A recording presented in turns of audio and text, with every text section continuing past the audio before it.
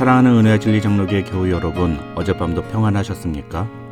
오늘도 우리의 죄를 정확하게 바라보고 정직하게 하나님 앞에 나아가 겸손히 하나님의 은혜를 구함으로 하나님의 놀라운 은혜와 도우심을 경험하는 저와 여러분이 되시기를 주님의 이름으로 축원합니다. 오늘 새벽에 만나본 본문은 이사야 60장입니다. 그 중에 10절로 22절을 제가 읽어드리겠습니다. 내가 노하여 너를 쳤으나 이제는 나의 은혜로 너를 불쌍히 여겼은즉 이방인들이 내 성벽을 쌓을 것이요 그들의 왕들이 너를 섬길 것이며 내 성문이 항상 열려 주야로 닫히지 아니하리니 이는 사람들이 내게로 이방 나라들의 재물을 가져오며 그들의 왕들을 포로로 이끌어옴이라. 너를 섬기지 아니하는 백성과 나라는 파멸하리니 그 백성들은 반드시 진멸되리라. 레바논의 영광 곧 잣나무와 소나무와 황양목이 함께 내게 이르러 내 거룩한 곳을 아름답게 할 것이며 내가 나의 발둘 곳을 영화롭게 할 것이라. 너를 괴롭히던 자의 자손이 몸을 굽혀 내게 나아오며 너를 멸시하던 모든 자가 네 발 아래에 엎드려 너를 일컬어 여호와의 성읍이라 이스라엘의 거룩한 이의 시온이라 하리라.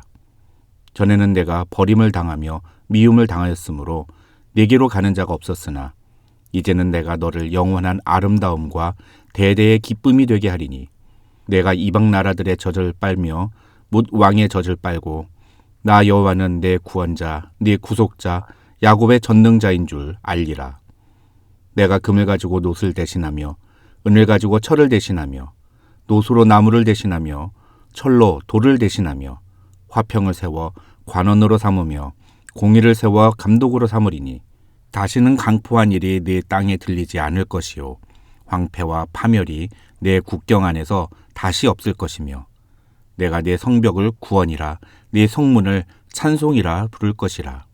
다시는 낮에 해가 내 빛이 되지 아니하며 달도 내게 빛을 비추지 않을 것이요 오직 여호와가 내게 영원한 빛이 되며 내 하나님이 내 영광이 되리니 다시는 내 해가 지지 아니하며 내 달이 물러가지 아니할 것은 여호와가 내 영원한 빛이 되고 내 슬픔의 날이 끝날 것임이라. 내 백성이 다 의롭게 되어 영원히 땅을 차지하리니 그들은 내가 심은 가지요 내가 손으로 만든 것으로서 나의 영광을 나타낼 것인즉 그 작은 자가 천명을 이루겠고 그 약한 자가 강국을 이룰 것이라. 때가 되면 나 여호와가 속히 이루리라.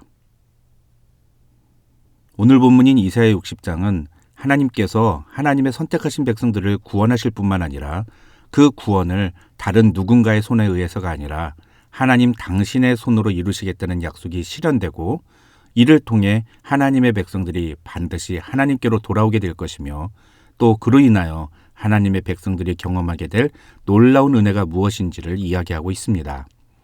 그런데 학자들 중에는 오늘 본문인 이사야 60장을 1절로 9절과 10절로 22절 이렇게 둘로 구분하면서 1절에서 9절은 장차 빛으로 이 세상에 오실 온 인류의 구원자 예수 그리스도에 대한 말씀이고 10절로 22절은 그리스도의 오심으로 말미암아 하나님의 백성들이 누리게 될 은혜를 이야기하는 것이라고 주장하기도 합니다. 왜냐하면 1절로 9절에서 계속 반복적으로 등장하는 네라는 단어는 히브리어로 2인칭 단수 전미어, 그러니까 어떤 특정한 인물을 가리키는 단어라는 것입니다. 그런데 요한복음 1장 9절을 보면 사도 요한은 이 땅의 구원자로 오신 예수 그리스도를 참 빛, 곧 세상에 와서 각 사람에게 비추는 빛이라고 표현했습니다. 쉽게 설명을 드리면 빛은 예수님 그 자체를 의미한다는 것입니다. 그런데 오늘 본문 1절을 보면 네 빛이 이르렀고 여호와의 영광이 내 위에 임하였다고 말씀합니다. 그런데 만약 우리가 이 1절에 나오는 네라는 단어를 예수 그리스도로 본다면 1절은 예수 그리스도께 또 다른 빛이 임했다고 말하는 것이 됩니다. 그리고 그렇게 보면 예수님은 참 빛이 아니라 빛을 반사하는 존재에 지나지 않게 되는 것입니다. 그러나 예수님은 참 빛이십니다. 그 말은 예수님은 하나님의 영광을 반사해서 다른 무엇을 비추시는 것이 아니라 그 존재 자체가 하나님의 영광을 드러내는 빛이라는 것입니다. 그러니까 이 1절에서 네 빛이 이르렀고 여호와의 영광이 내 위에 임하였다는 표현은 하나님의 영광과 장차 온 인류를 구원하기 위해 이 땅에 참 빛으로 오시는 예수 그리스도로 말미암아 빛을 나타내게 될 존재들, 그러니까 다시 말하면 하나님의 은혜로 바벨론 포로에서 구원을 받게 된 이스라엘 민족들을 포함하여 예수 그리스도를 통해 죄와 사망에서 구원받을 하나님의 백성들을 가리킨다고 보는 것이 옳습니다. 그렇다면 이 1절로 9절이 이야기하고 있는 내용은 무엇일까요? 결론만 간단하게 말씀을 드리면 이 1절로 9절에서 이야기하고 있는 것은 하나님의 은혜로 구원을 경험한 하나님의 백성들을 보면서 세상 사람들이 그들에게 나아와 그들도 함께 하나님의 영광을 찬양하게 될 것이라는 겁니다. 2절을 보면 이 세상은 어둠이 땅을 덮고 있고 캄캄함이 만민을 가리고 있다고 하나님은 말씀하십니다. 이 세상은 죄악으로 말미암아 어둡고 캄캄한 상태였다는 것입니다. 사도 요한도 요한복음 1장 5절에서 빛이 어둠에 비추되 어둠이 깨닫지 못하였더라고 말하면서 이 세상을 어둠으로 표현했습니다. 여기서 중요한 것은 빛과 어둠의 대조입니다. 우리는 여호와의 영광이 임하심으로 말미암아 빛을 발하는 존재가 되었습니다. 그 빛은 우리 자신의 본질이 아닙니다. 우리는 예수 그리스도께서 발하시는 그분의 영광의 빛을 반사하여 세상에 비추어야 합니다. 이 말을 다른 말로 하면 우리의 모습을 통해 세상에 예수 그리스도를 드러내야 예수 그리스도가 어떤 분인지를 보여주어야 한다는 것입니다. 우리가 그렇게 우리에게 임한 빛을 세상에 비출 때에 세상은 그 빛을 보고 우리에게로 달려올 것이라고 오늘 본문은 이야기하고 있는 것입니다. 그렇다면 그런 일이 벌어질 때 우리는 무엇을 해야 합니까? 그 영광을 누리라는 말일까요? 아닙니다. 하나님이 그런 영광을 우리에게 허락하실 때 우리는 그 일을 통해서 하나님을 영화롭게 해야 합니다. 하나님의 영광을 찬송해야 한다는 것입니다. 우리는 절대로 우리 자신의 노력이나 어떤 능력으로 그런 영광을 누리는 것이 아님을 기억해야 합니다. 그것이 무엇이든 영광의 자리는 하나님이 주신 것임을 기억해야 합니다. 1절로 9절을 잘 읽어보십시오.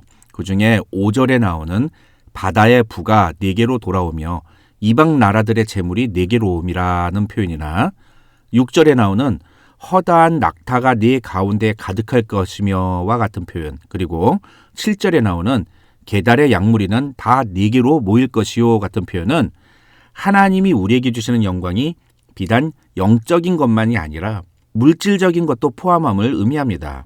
그런데 9절 뒷부분을 보십시오. 하나님은 분명히 이 모든 것은 내가 너를 영화롭게 하였음이라고 말씀하십니다.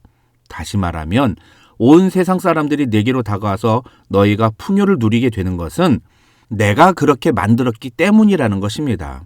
가게에 손님들이 많이 와서 돈을 많이 버는 것은 하나님이 주신 은혜요, 영광이라는 것입니다. 그렇다면 이런 영광과 은혜를 통해 우리는 무엇을 해야 한다는 말입니까? 그렇습니다. 하나님의 영광을 드러내는 데 힘을 써야 한다는 것입니다.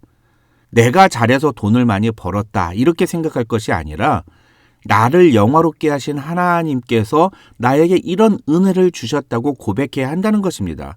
그리고 하나님이 주신 것을 가지고 우리가 하나님을 높이고 하나님을 찬양하는 데 사용해야 한다는 것입니다. 그것이 바로 이 일어나라 빛을 발하라 라는 1절의 메시지인 것입니다.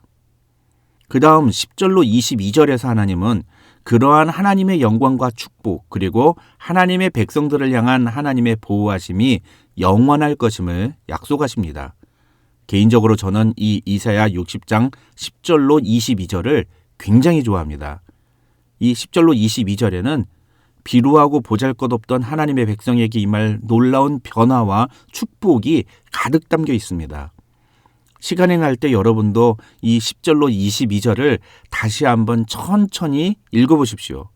저는 이 부분을 읽을 때마다 벅찬 감격에 사로잡힐 때가 한두 번이 아닙니다.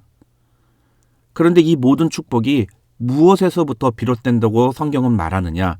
10절을 보시면 이제는 나의 은혜로 너를 불쌍히 여겼은즉이라고 하나님은 말씀하십니다. 이 모든 은혜는 하나님이 우리를 불쌍히 여겨주시는 은혜에서부터 시작된다는 것입니다. 사랑하는 은혜와 진리 장로교회 교우 여러분, 오늘 저와 여러분의 삶을 주께서 불쌍히 여겨주시기를 주님의 이름으로 축원합니다. 복음서에서 예수님이 병자들을 고치시는 장면들을 보면 항상 예수께서 그들을 불쌍히 여기셨다는 표현이 기록되어 있습니다. 또 그렇지 않다면 반드시 병자들 스스로가 주님께 나와 주여 우리를 불쌍히 여기소서라고 외치는 모습을 볼 수 있습니다. 오늘 우리에게 필요한 자세가 바로 이것이라고 생각합니다. 우리는 날마다 하나님께 우리를 불쌍히 여겨달라고 간구해야 합니다. 그런데 많은 사람들이 자기 노력으로, 자기 힘으로 얼마든지 살아갈 수 있다고 생각합니다. 아니, 누군가가 자기를 불쌍히 여기는 것을 매우 부끄럽게 여기고 그것을 굉장히 싫어합니다. 사람들이 나를 불쌍히 여기는 것이 싫은 이유는 자존심 때문입니다. 그러나 우리가 하나님 앞에서 자존심을 부릴 이유가 어디 있겠습니까? 아니, 하나님 앞에서 자존심을 부리는 것만큼 어리석은 것이 또 어디 있겠습니까? 저는 우리 사회도 서로가 서로를 불쌍히 여기는 마음을 가질 때 진정한 회복이 시작된다고 믿습니다. 남을 불쌍히 여긴다는 것은 자기가 더 낫다고 여기는 것이 아닙니다. 그것은 그의 아픔과 문제를 공감하고 그와 같은 눈높이에서 바라본다는 뜻입니다. 하나님이 우리를 불쌍히 여기신다는 것도 그런 뜻입니다. 우리는 하나님의 은혜를 받을 자격이 없습니다. 오히려 우리는 하나님의 진노를 받아 마땅한 존재들입니다. 그런데 그런 우리와 같은 눈높이로 하나님께서 우리의 아픔과 눈물과 상처를 보시고 그런 우리를 회복시켜 주시겠다고 말씀하시는 겁니다. 이것이 하나님의 은혜입니다. 그런 은혜가 임할 때 어떤 일이 우리에게 벌어집니까? 그것이 10절로 22절에 기록된 내용입니다. 하나님의 은혜가 없을 때 세상은 우리를 공격하고 우리를 포로로 끌고 갔습니다. 그러나 하나님의 은혜가 임하면 세상이 우리를 보호하게 될 것이라고 하나님은 말씀하십니다. 하나님의 은혜가 없을 때 우리는 마치 황폐한 땅과 같은 존재들이었습니다. 그러나 하나님의 은혜로 이제 우리의 땅에는 레바논의 영광 곧 잣나무와 소나무와 황양목이 무성하게 될 것입니다. 하나님의 은혜가 없을 때 우리에게는 놋과 철과 나무와 돌뿐이었지만 하나님의 은혜가 임하자 우리에게 금과 은과 철과 놋이 그것들을 대신하게 되었습니다. 하나님의 은혜로 우리는 우리의 해가 지지 아니하며 달이 물러가지 않을 것입니다. 왜냐하면 여호와가 우리의 영원한 빛이 되시며 하나님이 우리의 영광이 되시기 때문입니다. 마지막으로 21절과 22절은 제가 정말 좋아하는 말씀입니다. 이 말씀을 읽음으로 오늘 새벽의 만나를 마무리하면서 이 말씀이 오늘 저와 여러분의 삶에 그대로 임하시기를 주님의 이름으로 축원합니다. 네 백성이 다 의롭게 되어 영원한 땅을 차지하리니 그들은 내가 심은 가지요 내가 손으로 만든 것으로서 나의 영광을 나타낼 것인즉 그 작은 자가 천명을 이루겠고 그 약한 자가 강국을 이룰 것이라. 때가 되면 나 여호와가 속히 이루리라. 아멘.